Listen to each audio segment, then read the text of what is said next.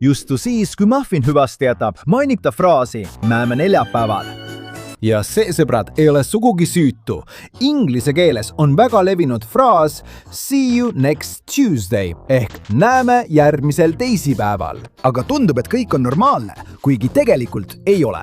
Peidetud trikk seisneb selles, et kui võtad iga ingliskeelse sõna esitähed, aga muudab esimesed kaks. Meil on see, mis võib kõlada nagu inglise keelest see, you või u inglise keeles, n nagu next ja t nagu Tuesday, mis moodustavad inglise keeles väga roppu sõna.